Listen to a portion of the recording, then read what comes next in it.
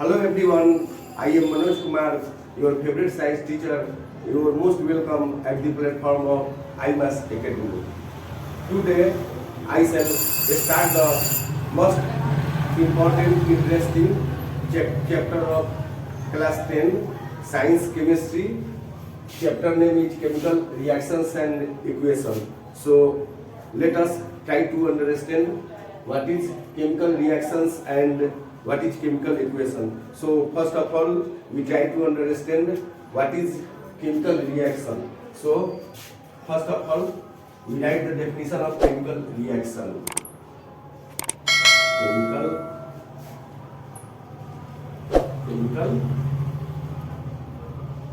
reactions. What is chemical reactions? So the processes in which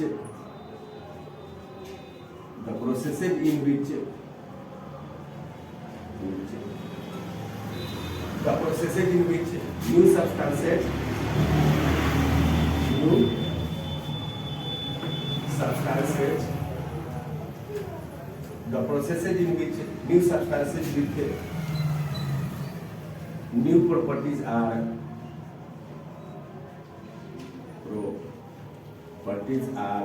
formed. In the simpler way, we also define chemical reaction. The processes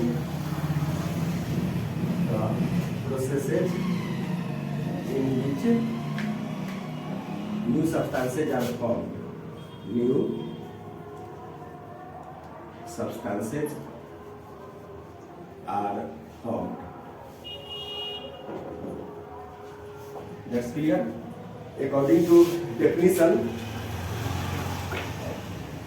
chemical reactions are the processes where new substances are formed. अब इसको हम लोग थोड़ा सा अपने भाषा में समझने का कोशिश करते हैं कि जो मेरा क्लास 10 का जो सबसे पहला चैप्टर केमिस्ट्री में chemical reactions and chemical equations है, जिसमें केमिकल रिएक्शंस का क्या मतलब होता है।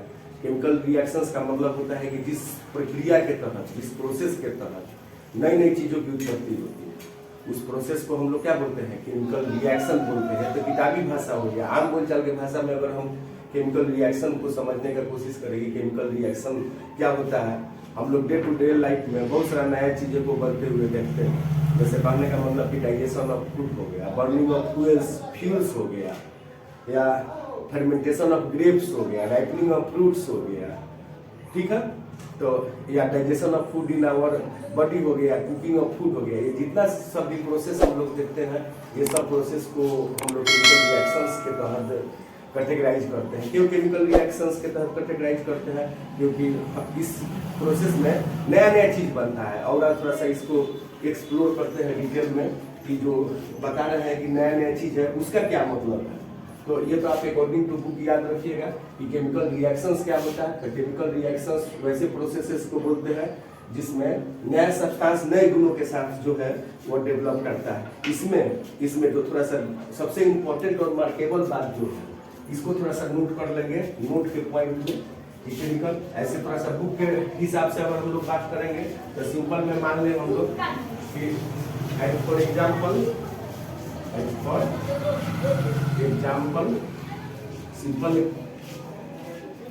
एग्जाम्पल लेते हैं। मान लीजिए कि यह मैग्नीशियम मेटल है, इसको ऑक्सीजन के साथ हम लोग रिएक्ट कराते हैं। यहाँ पे ऑक्सीजन का 2 मॉलिक्यूल रहते हैं, यहाँ भी 2 कर देते हैं, तो इसके रिएक्शन से कराते हैं। तो मैग्नीशियम ऑक्साइड का जो है वो, इसको क्या बोलेंगे, मैग्नीशियम ऑक्साइड। इसका व्हाइट पाउडर बनता है। ये कलर सब याद रखना बहुत ही कॉम्पिटिटिव पॉइंट से और बोर्ड एग्जाम के रूप से जो है वो बहुत ही जरूरी है। ये क्या है, व्हाइट पाउडर, ठीक है। ये जो मैग्नीशियम जो है वो स्ट्रिप के फॉर्म में अवेलेबल रहता है, तो इसको हम लोग, इसका रिबन हमको मिलता है, इसलिए इसको बोलेंगे मैग्नीशियम रिबन, ठीक है। ये तो एयर हो गया, ऑक्सीजन जिसको बोलते हैं हम लोग। तो इसमें जो ध्यान देने वाला बात है, वो ध्यान देने वाला बात यह है कि जब हम लोग इसमें मैग्नीशियम का एक अपना कैरेक्टरिस्टिक है। मैग्नीशियम एक मेटल है, इसका अपना एक प्रॉपर्टी है, वो स्टील के रूप में अवेलेबल रहता है। जब कभी भी हम उसको ऑक्सीजन के साथ रिएक्ट कराते हैं तो एक नया कंपाउंड नए गुणों के साथ बनता है, जिसको हम लोग मैग्नीशियम ऑक्साइड बोलते हैं। अब इसमें ध्यान देने वाला बात है कि ये मैग्नीशियम ऑक्साइड जो कंपाउंड बन गया है, इसका प्रॉपर्टी न ही मैग्नीशियम मेटल से मिलेगा, न ही ऑक्सीजन से मिलेगा। एक नया सब्सटेंस मैग्नीशियम जो है वो फॉर्म हो जाता है। इसमें नोट में एक पॉइंट हम लोग लिखते हैं कि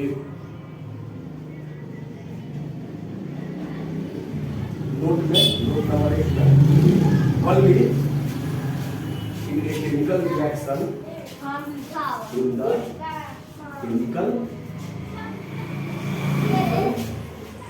reaction in the chemical reactions only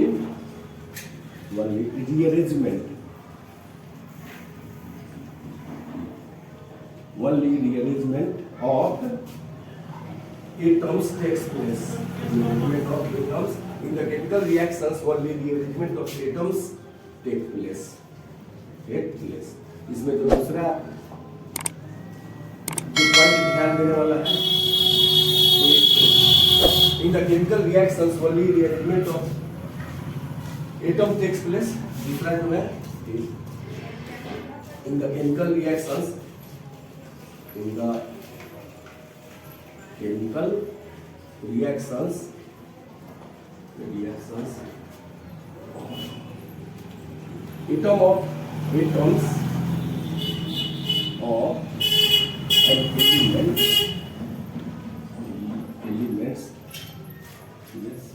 atoms of elements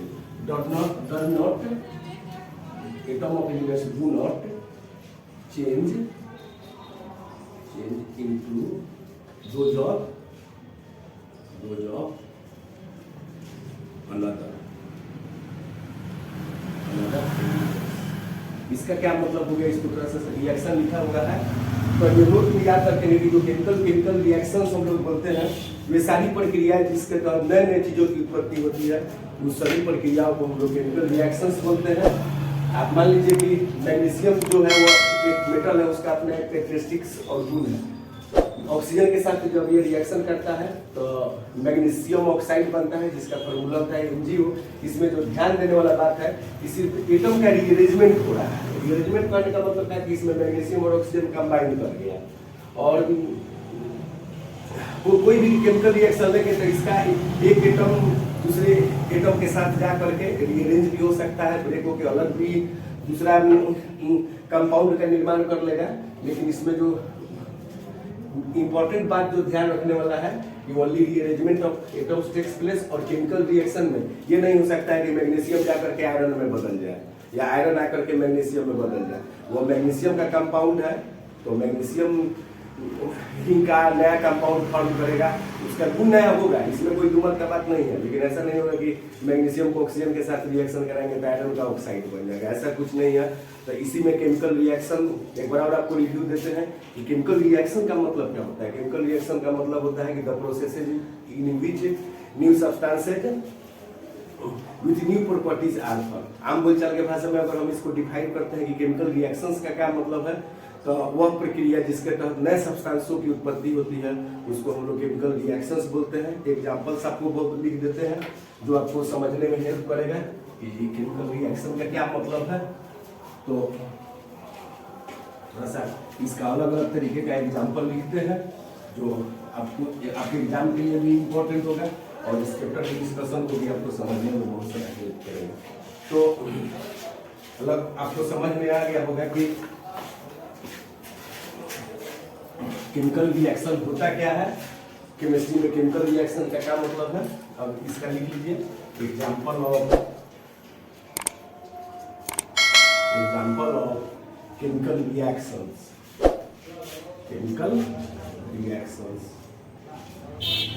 example of chemical reaction जैसे साउरिंग of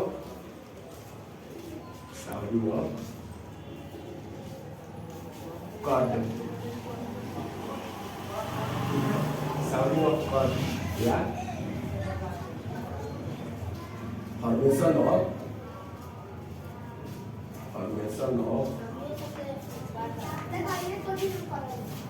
sounding of chord, yeah, sounding of chord such as sounding of lead तक खत्म, formation of chord from lead. Third one में cooking of food,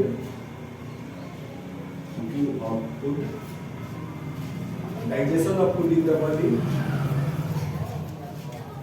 digestion of food in the body,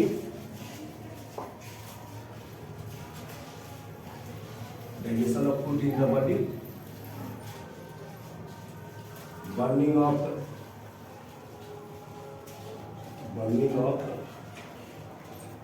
candle या wax और wax, burning of candle लिखिए, wax नहीं, painting of wax. तो next one में ये burning of fuel,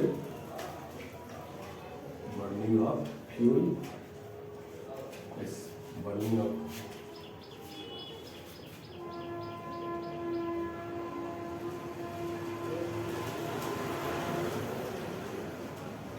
ripening of fruits,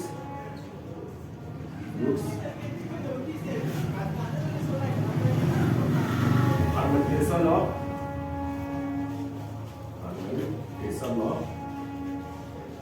grapes. ये सब टुडे लाइफ में जो है हम लोग केमिकल रिएक्शंस को होते हुए देखते हैं. तो अब हमारे समझ से आपको समझ में आ गया होगा कि केमिकल रिएक्शंस का क्या मतलब होता है. केमिकल रिएक्शन वैसे प्रक्रियाओं को, वैसे प्रोसेस को बोला जाता है जिसमें नए प्रॉपर्टी के सब्सटेंस का निर्माण होता है. अब इसमें जो हम लोग टुडे लाइफ में जो केमिकल रिएक्शंस का एग्जाम्पल है वो आपको कुछ लिख देते हैं ताकि आपको समझने में हेल्प मिलेगा. अब इसके बाद जो है वो थोड़ा सा बात करते हैं कि केमिकल इक्वेशंस क्या होता है, व्हाट इज केमिकल इक्वेशंस. तो ट्राई करते हैं कि केमिकल इक्वेशंस क्या है.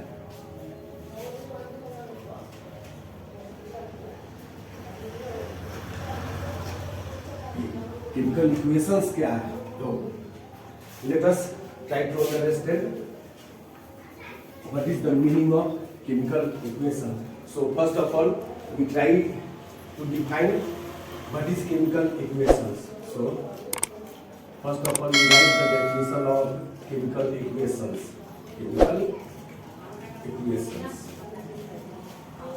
So इसको डिफाइन करते हैं कि the method of representing the method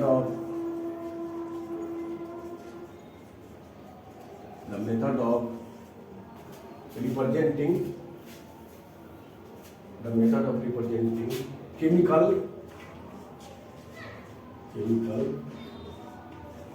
reaction, the method of representing chemical reaction,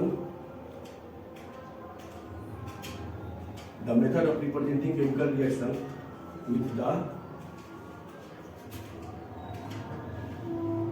the help of symbols. The method of representing chemical reaction with the help of symbols using formula.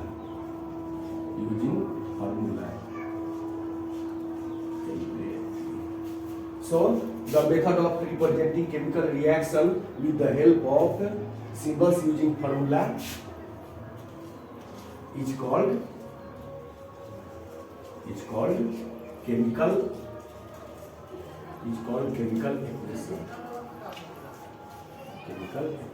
अगर आप readymade formula अगर इसका लिखना चाहते हैं, ये तो exam point से हो गया कि केमिकल इक्वेशन क्या है. तो the method of representing chemical reaction with the help of symbols using formula are called chemical equation. अब आप रेडीमेड टाइप का अगर याद रखना चाहते हैं तो वो रेडीमेड टाइप का भी लिख लीजिए कि the method of representing the symbolic representation of the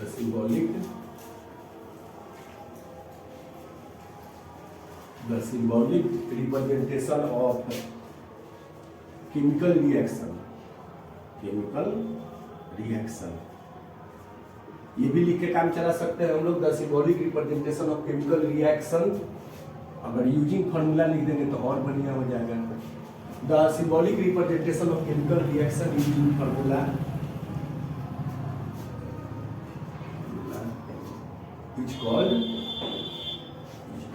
chemical equations. आप मैथ में इक्वेशन वर्ड से परिचित होंगे। इक्वेशन का क्या मतलब होता है, तो केमिस्ट्री में थोड़ा सा प्रयास करते हैं कि केमिकल इक्वेशंस का मतलब आप जो है आप अगर ऐसे लिखते हैं as for example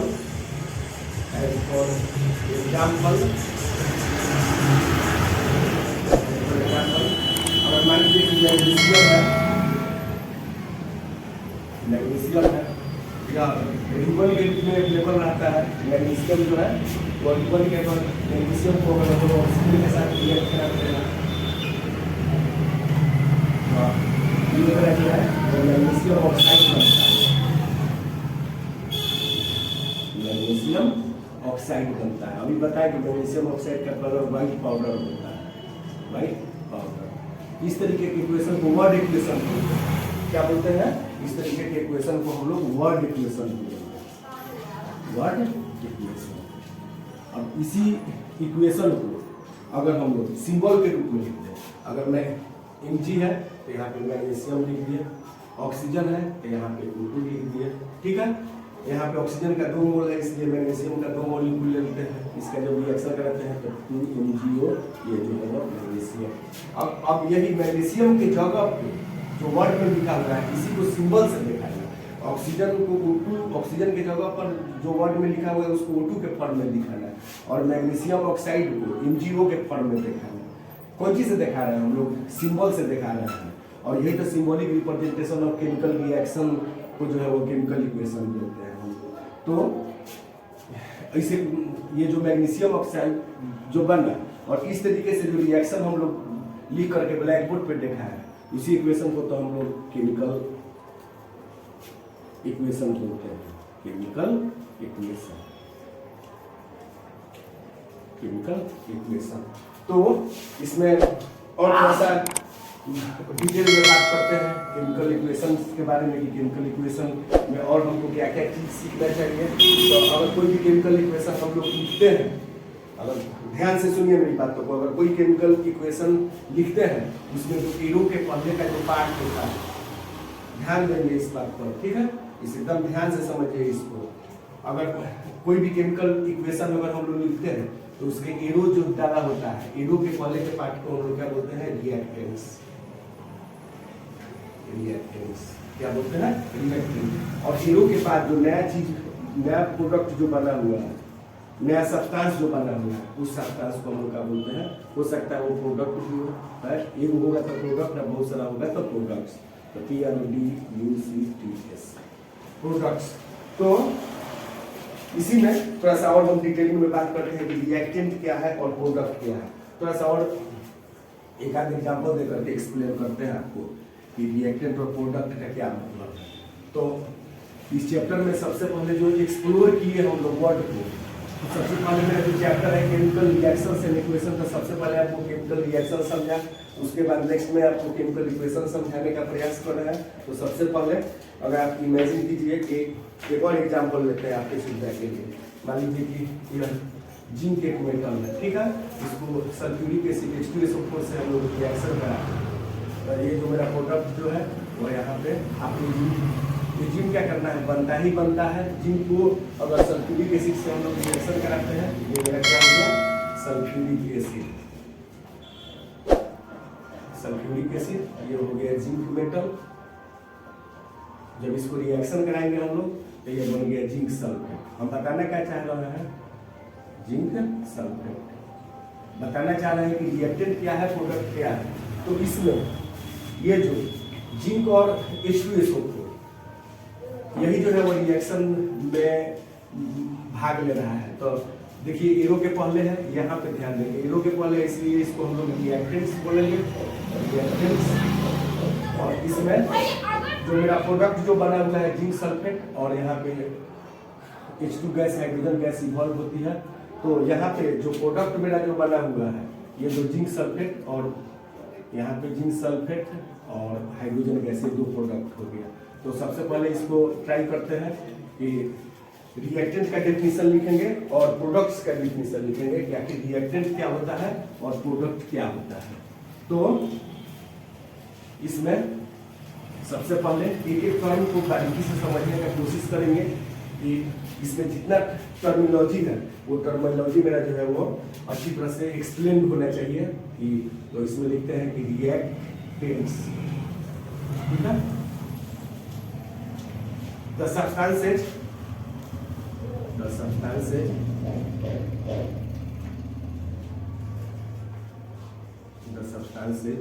which takes part in the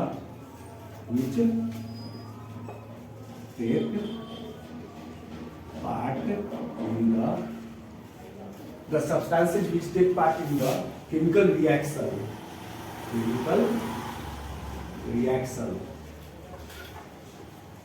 The substances which take part in the chemical reaction is called reactants. ऐसा सब्सटेंस जो केमिकल रिएक्शन में भाग लेता है उस सब सब्सटेंस को हम लोग रिएक्टेंट्स बोलते हैं। और प्रोडक्ट को कैसे डिफाइन करेंगे? Products the substances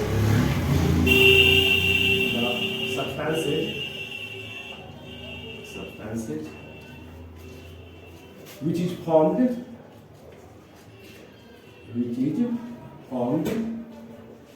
the substances which is formed during the chemical reaction, the substances which is formed during the chemical reaction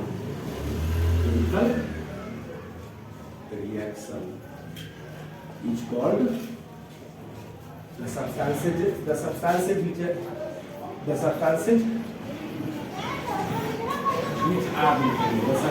are formed during the chemical reaction are called products। जो chemical reaction के पश्चात जो है वो नया substance बनता है, उस सब्सटेंस को हम लोग प्रोडक्ट बोलेंगे। तो सबसे पहले आपको एक्सप्लेन किए कि what is the meaning of chemical equations. First of all to rewrite the definition, we are try to understand the definition of chemical equation. So the symbolic representation of chemical reactions are called chemical equations। और इसी में जो दो term है reactant और product, उसको समझे हम लोग कि रिएक्टेंट क्या होता है और प्रोडक्ट क्या होता है। रिएक्टेंट जो केमिकल रिएक्शन में जो सब्सटेंस भाग लेता है वो सभी सब्सटेंसेस को हम लोग रिएक्टेंट बोलते हैं, और जो नया चीज रिएक्शन के पश्चात बना है उसको जो है वो हम लोग प्रोडक्ट्स बोलते हैं। अब थोड़ा सा कैरेक्टरिस्टिक्स ऑफ केमिकल रिएक्शंस के बारे में बोलते हैं कि इस केमिकल रिएक्शंस का, जब कोई भी केमिकल रिएक्शन होती है तो किस तरीके से हम समझ जाएंगे कि केमिकल रिएक्शंस हुआ है, या किस तरीके से हम लोग रिकॉग्नाइज करेंगे या आइडेंटिफाइड करेंगे कि नया नया चीज बना है। तो इसके बाद हम लोग फील करते हैं कैरेक्टरिस्टिक्स ऑफ केमिकल रिएक्शंस। तो इसमें हेडिंग डालते हैं सबसे पहले द कैरेक्टरिस्टिक्स ऑफ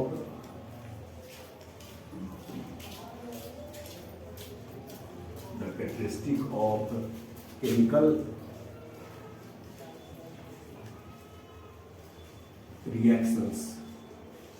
सबसे पहले जो मेरा चैप्टर क्लास 3 में है केमिकल रिएक्शंस और इक्वेशंस, सबसे पहले चैप्टर को एक्सप्लोर किए, चैप्टर के बारे में डिटेलिंग किए, चैप्टर के बारे में अपना जानकारी रीच किए कि केमिकल रिएक्शन क्या है, केमिकल इक्वेशन क्या है, और केमिकल रिएक्शंस का क्या कैरेक्टरिस्टिक्स होता है। कैरेक्टरिस्टिक का मतलब हो गया गुण और विशेषता। तो ये सब अगर कहीं भी ये चीज हमको देखने के लिए मिलती है, ये जो अभी लिख रहा है, तो आप समझिएगा कि केमिकल रिएक्शंस हुआ है। तो अगर किसी केमिकल रिएक्शन में the evolution of A gas A gas, अगर कहीं गैस रिलीज हो रहा है तो समझेंगे क्या कि वहां पे केमिकल रिएक्शन हो रहा है, the evolution of A gas. Second one is the precipitation, the formation of A precipitate,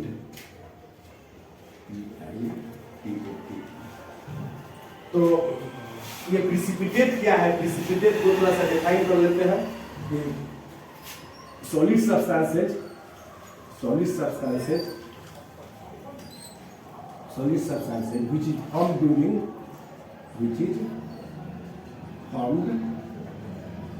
solid substances which is formed during chemical reaction, अगर केमिकल रिएक्शन हो तो उसमें सॉलिड सब्सटेंस अगर बन रहा है उसी को प्रिसिपिटेट बोलते हैं। तो कैरेक्टरिस्टिक्स ऑफ केमिकल रिएक्शन में first point is evolution of A gas, formation of A precipitate, third one में change in color,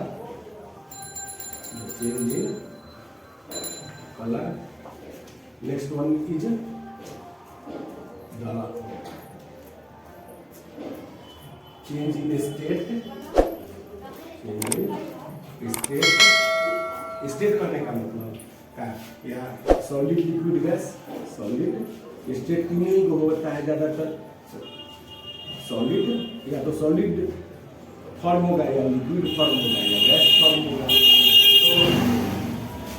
तो the evolution of A gas, the formation of A precipitate, the change in colour, the change in state, and last one is the change in temperature,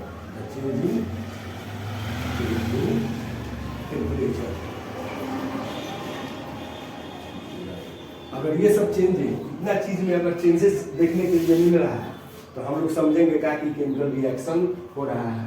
तो ये the characteristics of chemical reaction में ये जो पांचों point है, the evolution of A gas, the formation of A precipitate, the change in colour, the change in state, the change in temperature, इस सब बातों को हम लोग एक एक करके एक्सप्लेन करेंगे, एक्सप्लोर करेंगे, बहुत सारा जानकारी इसके बारे में इकट्ठा करेंगे। अगर इतना चीज पढ़ाई में आपको कोई भी टर्मिनोलॉजी अगर नहीं समझ में आ रहा है, you must write down on the comment box. I try to answer of your question.